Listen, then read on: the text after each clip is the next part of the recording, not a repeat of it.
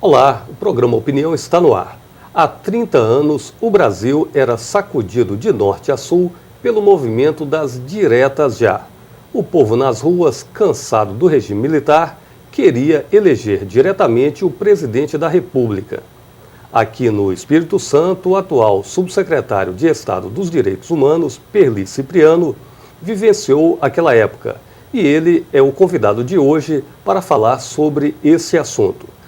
Perli, seja bem-vindo aqui ao programa Opinião. Eu agradeço essa oportunidade de estar aqui com você. Bom, você vivenciou aquela época, participou da mobilização, era presidente do Diretório Regional do PT.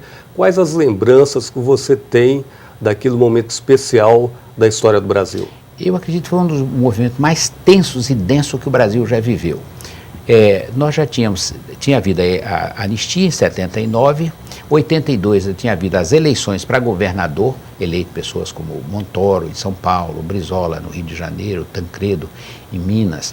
Enfim, você tinha feito eleição direta para governadores e para prefeitos. E não tinha de presidente, que é o mais importante cargo. Então havia uma pressão muito grande. Os partidos já estavam constituídos, PT, PDT, PTB, PMDB, que era o maior partido, e outros partidos que estavam surgindo. E também já tinha surgido a Central dos Trabalhadores, Central Única dos Trabalhadores, enfim, havia uma grande mobilização na sociedade. E as diretas concentrava todo o sonho de todo mundo, eleger o presidente, portanto, criar, de fato, abrir o Brasil para um novo momento. Então, foi o momento mais tenso e denso, que envolveu toda a sociedade.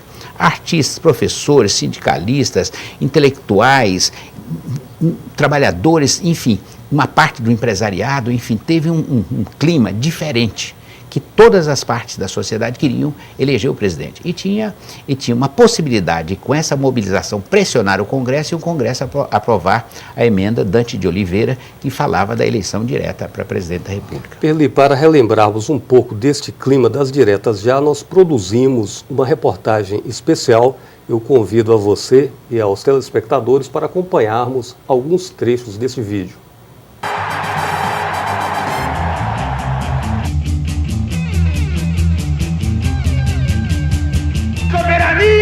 E o brilho de 130 milhões de brasileiros.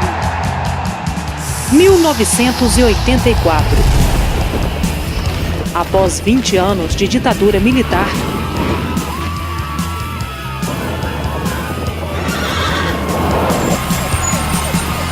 o Brasil dá um grande passo rumo à democracia.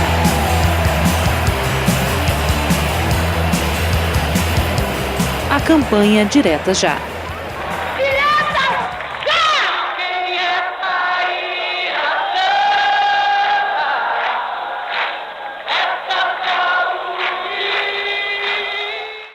Milhões de brasileiros se mobilizam para a aprovação da emenda constitucional do deputado Dante de Oliveira, que tornaria possível a eleição direta para presidente no mesmo ano. Momento de união. Cidadãos com diferentes ideologias partidárias, alguns até rivais, seguem juntos com um único objetivo: exigir que o povo vote para presidente da República. 5 mil! Queremos eleger o presidente do Brasil! Caravanas vindas do interior do estado chegam a todo instante aos centros de Vitória. Os capixabas se organizam em passeatas e as manifestações passam pelos principais pontos de Vitória.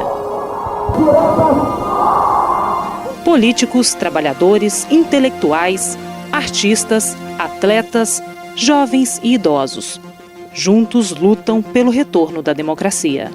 Apesar de toda a mobilização nacional, a mudança na Constituição Federal é rejeitada no Congresso Nacional em 25 de abril de 1984. Conforme pudemos ver aí, foi um clima muito bonito, o povo nas ruas, vários momentos emocionantes. Quais as recordações fortes que você traz dessa época? Algumas coisas em especial que marcaram, ficaram gravadas na sua memória? Nos impressionou muito quando houve o grande comício em São Paulo, que reuniu um número muito grande de pessoas e foi pouco noticiado, mas a gente chegava aqui, começou o movimento. São Paulo foi o que deu o impacto maior, Paraná, e depois nós começamos a organizar aqui. PT tinha iniciativa nesse sentido, muita força nos movimentos sociais e não com pouca força no parlamento. E havia uma parte do PMDB também com muita disposição. Então começou uma articulação muito ampla no Espírito Santo. E eu acho que foi um dos movimentos mais abertos.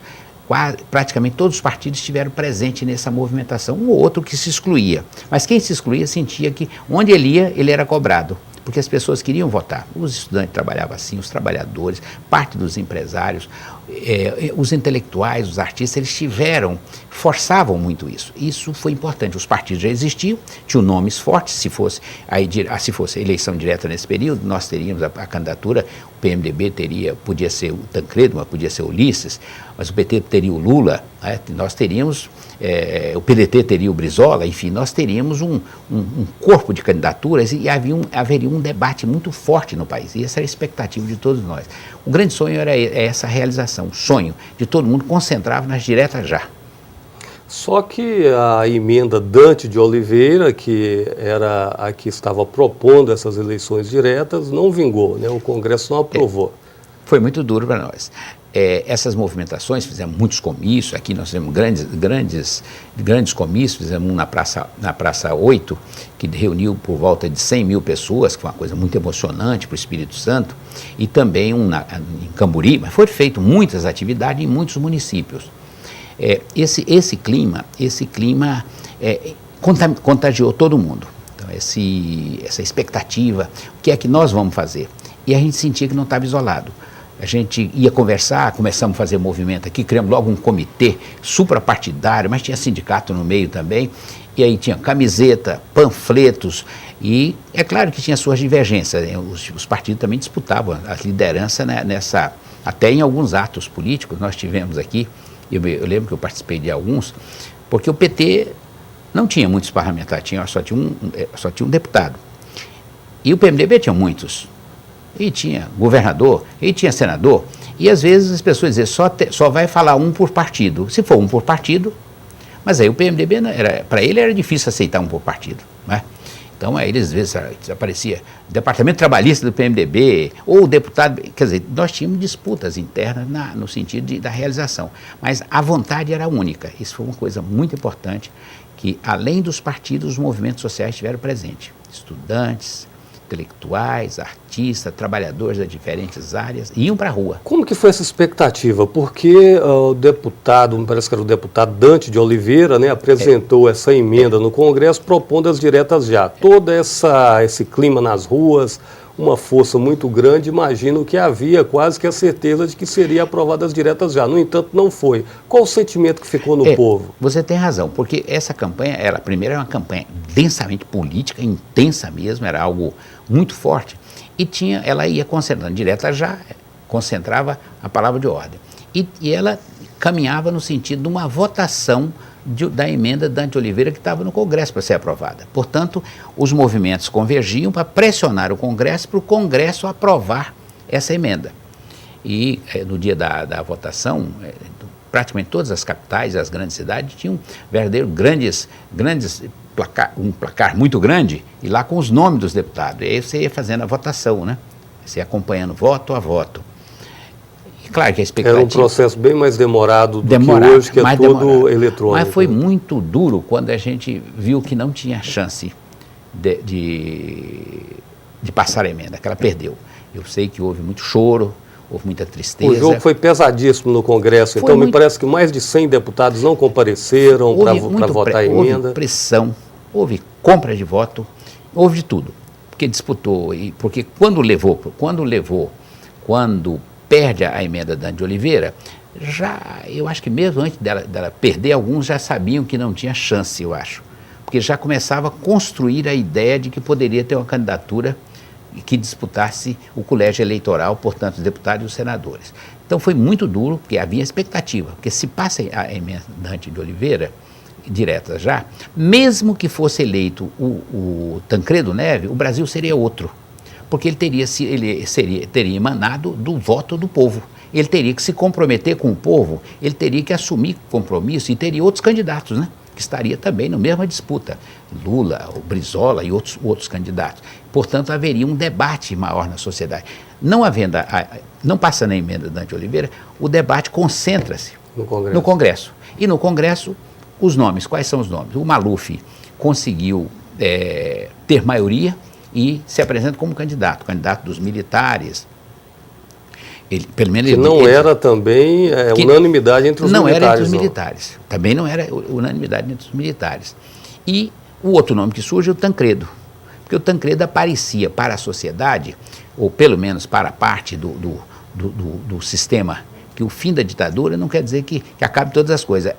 O Tancredo era mais palatável, era mais assimilável pelos militares e também por parte da antiga Arena, do que o próprio Ulisses. Porque o Ulisses era aquela figura que teve um papel importante, conduziu o país, conduziu o PMDB num longo período, fez campanha, foi até anticandidato uma vez. Então ele criou um clima, mas o Tancredo era mais assimilável pelo sistema.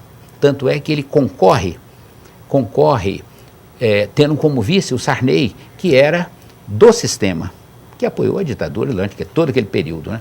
Ele começa em 1964, ele já era uma figura importante no Maranhão. Então, Sarney acho que tem mais de 50 anos que ele está no poder, né? Ele era da UDN, eu acho que era da UDN Bossa Nova, uma coisa assim. Mas ele já tinha militância muito forte. Ele sobreviveu a todos os governos? A todos os governos. Ele tem que reconhecer, é um político, eu acho que é o político que teve mais tempo de existência e atuação no Brasil, foi, sem sombra de dúvida, foi ele. Perli, agora então, não houve a aprovação da emenda Dante de Oliveira, né, que propunha a eleição direta, e o jogo foi decidido no Colégio Eleitoral. O Tancredo acabou se elegendo pelo Colégio Eleitoral. Se a disputa tivesse sido através do voto direto, você acha que o Tancredo teria tido a mesma facilidade, não diria facilidade, mas ele poderia ter tido alguma dificuldade maior para se eleger? Porque teria mais candidatos também. Né? Isso, você tem razão, porque se é eleição direta, o próprio PMDB ia ter dentro do PMDB possível outros candidatos, e haveria uma disputa interna. Mas fora disso, nos outros partidos. O PT certamente teria seu candidato, o PDT teria o seu candidato, e nada, digamos, o próprio PFL teria um outro partido. Falando lá, de nomes, né, Brizola, nomes fortes, né, Brizola, Lula, o Tancredo, quem mais? Esses eram os nomes que despontavam nesses partidos, né? E, no caso, o Maluf era uma figura, já tinha sido governador de São Paulo, um estado poderoso. Então, ele tinha atrás de si um grupo muito grande da direita, conservadores, de empresários. E tinha simpatia de boa parte dos militares, embora houve disputa, né? O Andreasa, que era o coronel Andreasa, que chegou a ser ministro, era um homem de direita também, ele tentou disputar, e teve outros militares, tiveram outros militares que queriam disputar também a vaga para o colégio eleitoral. Alguns registros históricos dão conta de que o Andreasa era o candidato que tinha a simpatia maior do ex-presidente, o último, né, da ditadura militar, o João Figueiredo. Mas era muito difícil, naquele período, depois desse movimento das diretas, depois da eleição dos governadores, depois da existência dos partidos, da central sindical e de outras movimentações na sociedade, um parlamento eleito com outra característica, era muito difícil tentar impor um candidato, um militar, mesmo no colégio eleitoral. Ia ser muito difícil. Claro, não podemos adivinhar tudo o que ia acontecer, mas seria praticamente impossível. Tá, mas eu digo assim, a força que o Maluf tinha no grupo ali mais da direita, né, como você avalia, que ele acabou saindo como candidato, né? Acabou, exatamente. O Andreasa tinha, me parece que até o apoio do Figueiredo, e mesmo assim não conseguiu se impor como candidato do lado dos militares, né? Porque quando você passa o colégio eleitoral, apenas os deputados e os senadores, a movimentação e a manobra é mais simples, quer dizer, pode ser mais cara, né? Mas é mais simples. Porque um voto direto você tem que ir em todos os estados, pedir voto, negociar, fazer acordo e assumir compromissos. Falando em mais caro, quando você disse há pouco que o Tancredo tinha uma facilidade maior para articular do que o Ulisses, talvez daí o surgimento, né, a consagração do nome dele para disputar o colégio eleitoral. Nesse aspecto, para articular contra esse poder econômico pressionando no âmbito interno lá do Congresso, você acha que, no caso, o Tancredo teve uma capacidade maior de contornar essa pressão? Eu acho que ele levava vantagem, porque ele já tinha sido até primeiro-ministro no tempo do Jango. No tempo do Jango, quando houve a tentativa de golpe, não deixaram o Jango assumir como presidente, criaram um parlamentarismo artificial e ele chegou a ser primeiro-ministro. Então ele tinha uma experiência já longa. Isso facilitou, já tinha sido governador de Minas, portanto é um estado forte, poderoso, então tem uma inserção muito grande. Ulisses tinha sido um deputado, mas não tinha sido um governador, né? Portanto ele não articulava com a mesma intensidade.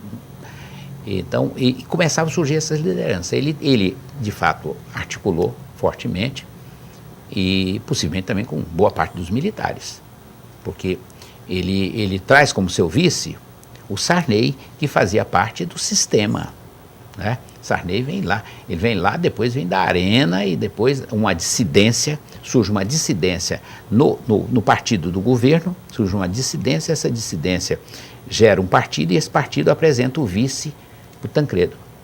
E aí o Tancredo, eleito no colégio eleitoral, morre, faz parte da política também, ele morre e o Sarney acabou assumindo. Agora, as eleições, essa campanha ela foi muito forte, muito intensa nas escolas, era algo bonito. Os comícios, as pessoas se movimentavam, vestiam sua camiseta, a família inteira ia para lá. E a Costa Pereira, na Praça 8, nós tivemos aquele comício de 100 mil pessoas. Perli, um assunto extremamente empolgante, você falou agora há pouco da morte do Tancredo, foi um fato, né, marcante também.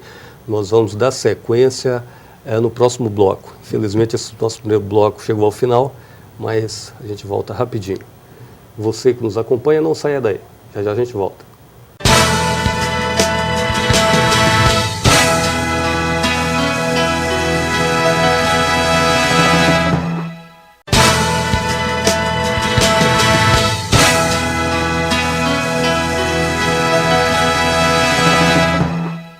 Estamos de volta com o programa Opinião, hoje falando sobre o movimento das diretas já, que está completando 30 anos. Em 1984, o povo foi para as ruas e queria eleição direta para presidente da República. Perli Cipriano, atual subsecretário de Estado dos Direitos Humanos, é o nosso convidado. Ele vivenciou aquela época e está contando para a gente a respeito de como foi o movimento no Brasil e aqui no Espírito Santo. Perli, então, houve toda aquela questão, o Tancredo acabou falecendo. Como é que foi esse episódio, o impacto disso para um país que esperava ele como novo presidente da República? Teve um impacto grande, embora o PT não tenha participado do colégio eleitoral. Nós tínhamos 8 deputados do PT, 3 votaram contra, o Eudes do Rio, o Ayrton Soares e Bete Mendes, que era de São Paulo, votaram contra, o PT acabou expulsando os 3. Foi muito... emocionou, comoveu o país, porque mesmo não sendo eleito diretamente, foi eleito. E aí havia sim um certo temor, será que os militares vão permitir que assuma o Sarney?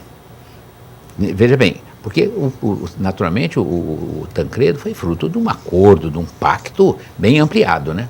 Excluindo o povo, mas foi ampliado o pacto dele. Então havia um certo temor naqueles primeiros dias de que será que o Sarney vai assumir? Como o Sarney era do sistema, apoiou o período todo o período da ditadura, ele apoiou tudo até ali, ele acabou consolidando, mas consolida naturalmente não com a força que teria o Tancredo. Aquele período que tratava da saúde dele, foi um período muito tenso, emocionante, criou muito um clima assim, um pouco de sofrimento, de dor, e também daquela história, ele vai voltar ou não vai? E também eu acho que a mídia trabalhou muito para criou um certo expectativa, até dando a entender que ele estava bem. Tem até umas cenas que, lamentavelmente, botaram ele num lugar sentado, todo como se ele estivesse em condição. Ele estava realmente à beira da morte e botaram ele lá como se ele estivesse bem. É como se fosse para acalmar o ambiente, mas na realidade comoveu muita gente, porque mesmo eleito indiretamente, mas foi eleito. Já as pessoas tinham a sensação de que não eram mais os militares que estavam voltando. Então isso criou uma certa emoção, uma certa comoção. Não com um apelo popular tão grande como as pessoas às vezes falam, mas de fato criou uma certa comoção no país. E uma certa preocupação no começo, será será que o Sarney vai assumir? E quando assumiu, ele assumiu não com a força que teria o Tancredo, mesmo que se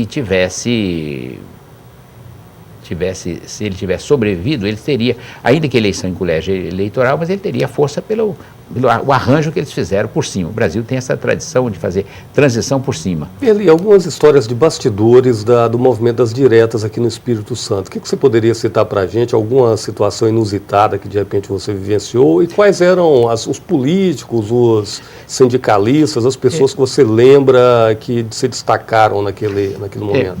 Eu me lembro duas coisas pessoais. Eu me lembro do comício lá de Camburi, por uma razão que eu não tenho assim lembrança agora, eu não cheguei no horário certo. Eu cheguei um pouco, o comício já estava bem adiantado, já estava praticamente quase encerrando. E quando eu subi no palanque, eles disseram, você não vai falar, porque deram a entender que eu não era tão importante como aqueles que já tinham falado. Então, esses princípios que eu considero um pouco idiota, mas paciência, eles tinham esse peso. Falei, não, vou falar. Sou presidente do PT. O PT que mobiliza muito. E aí, o Lula e o PT tinham feito um trabalho muito grande no Brasil inteiro. Todo lugar, o Lula era a figura mais aplaudida.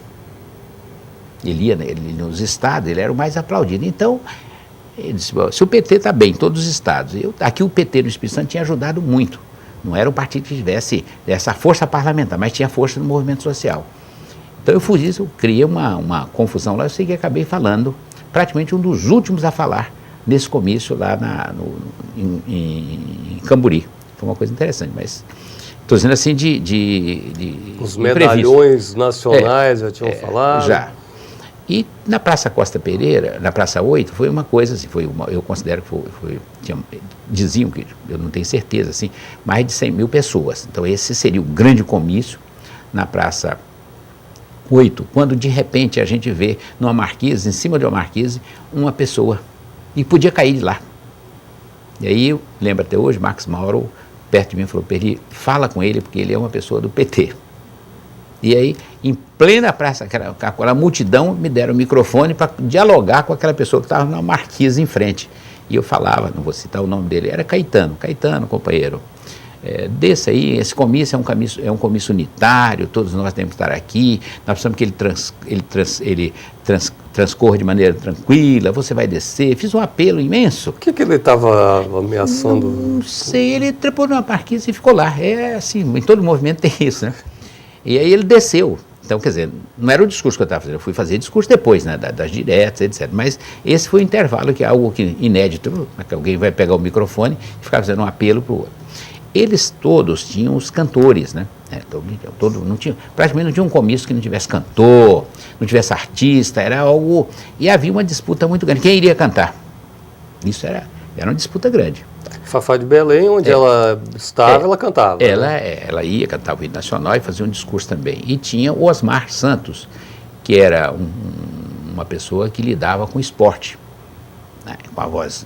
Tá? Ele era quase o que nos comícios mais importantes ele ia e conduzia a passagem de um orador para o outro. Então, ele era tipo um animador do comício. Exatamente. Então, o que é interessante, trouxe a parte que seria esportiva também.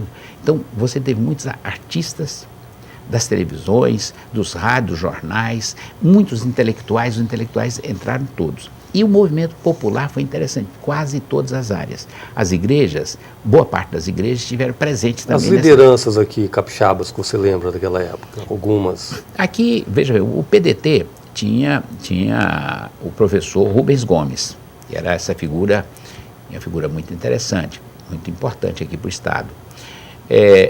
O PMDB tinha um número maior de gente, o PMDB tinha mais deputados, senadores, então havia entre eles, é quase como se fosse algumas facções internas que tinham o seu público. Eu lembro Valadão, Dilto Lírio, deputados que estavam sempre presentes.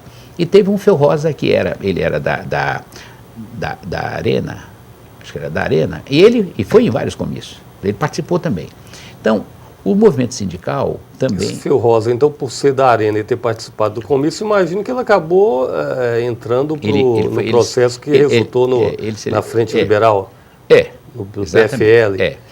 Então, aí os sindicatos vinham muito, tá? Mas não tinha força suficiente para impor em cada lugar que eles falassem. Então, em alguns lugares falou, algum pastor falou, em algum lugar, não sei se alguns padres falaram, mas basicamente é o seguinte, havia pressão, que a gente sentia que tinha representatividade e tinha muita emoção nesses comícios. Perli, então, aí o Tancredo morreu, Sarney assumiu e veio a necessidade de uma nova carta, um novo pacto, né? Sim. Constituinte, no 88 foi finalizado o processo com a aprovação da nova Constituição. Uma análise sua sobre a questão da Constituinte e a nova Constituição. Olha, a Constituinte foi um outro processo, também com marcas diferentes, mas muito importante. Ele mobilizou o país. Aí, veja bem, você vai mobilizar o país para ter um pacto nas suas leis, que é a Constituição. E as forças de esquerdas e democráticas não eram tão numerosas como a gente sonhava naquele período. Mas a mobilização da sociedade foi muito grande. Tem uma série de projetos, foram a partir de emendas. As pessoas assinavam 500 mil, 1 milhão de assinaturas, e encaminhava. Então aquilo acabava sendo votado, mesmo que a correlação de força interna não fosse tão tranquila. A pressão social foi algo também muito importante, com outra característica. Aí você concentrava, tinha gente que era mais na área da ecologia, mais área da criança e do adolescente, dos direitos trabalhistas, direitos sociais, quilombola, enfim, índios.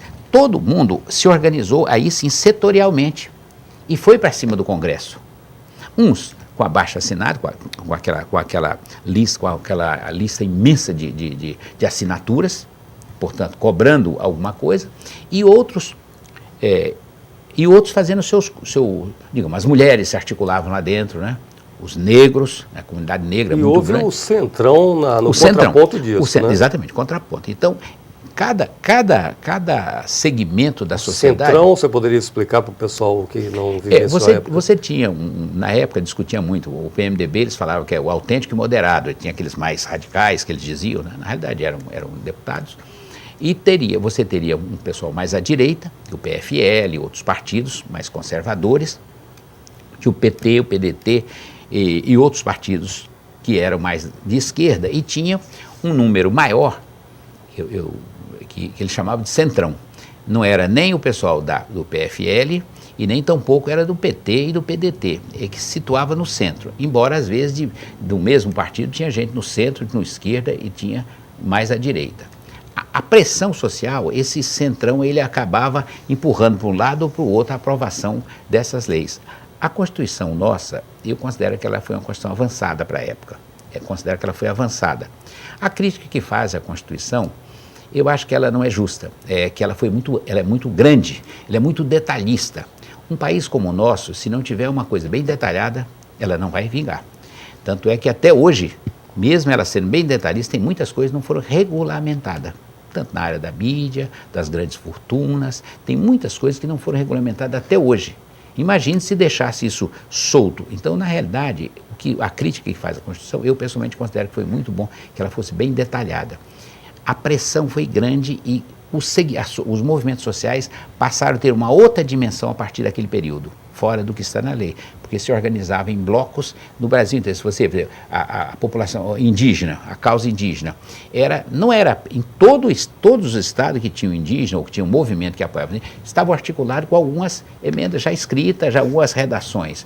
Os negros, as crianças, o idoso, todos os segmentos praticamente se articularam e apresentaram as suas propostas. Foi algo importante e deu um conteúdo, trouxe a palavra povo, no sentido mais preciso, para a Constituição. Os direitos das mulheres, que sempre era meio esquecido, a questão racial era esquecida, então trouxe um tema mais amplo. E eu acho que deu uma base de direitos humanos essa Constituição, muito avançada. Perli, quero agradecer muito a sua participação aqui no programa Opinião. Chegamos ao final, o assunto é extenso. Mas eu deixo alguns momentos aí para você, alguma mensagem sua para o público aí que está nos assistindo a respeito da democracia, do futuro do país e dessa questão ainda. Diz às vezes que a democracia não é um regime muito bom, isso é o melhor que tem no mundo. É assim mesmo, contraditório, difícil, a gente às vezes não realiza o nosso sonho, mas é preciso saber que a gente tem um sonho. Nem tudo que a gente propõe a gente realiza, mas é preciso que a gente saiba, se não realizou, a gente vai dar continuidade. E se a gente não tiver capacidade de dar continuidade nesse período, que nossos filhos, nossos netos possam fazer. A Constituição deu uma formatação nas relações dentro da sociedade. Os movimentos sociais cabe cobrar, fazer avançar, e essa disputa que existe na democracia, que as pessoas se queixam um pouco, é porque não sabem o que é ditadura. Eu vivi 21 anos de ditadura militar, fui preso, fui torturado, cumpri 10 anos de cadeia. E a gente sabe o que a gente não quer. E a democracia, a gente nem sabe tudo que a gente quer na democracia, o que é que a gente participe mais. E não é democratizar só direito de voto, é preciso democratizar sindicato, associação, partido, igreja, meio de comunicação, tudo precisa fazer um processo de democratização. Findada a ditadura, não quer dizer que o Brasil entrou em plena democracia. Findada a ditadura, inicia o processo longo de democratizar as instituições e comprometer as pessoas com essa democratização. Peli, obrigado pela participação, muito bom relembrar a época dos anos 80 aí, com o movimento das diretas já. A você que nos acompanhou, obrigado pela audiência. Lembrando que o Opinião pode ser visto também pela internet. Nosso site www.al.es.gov.br. Até uma próxima oportunidade.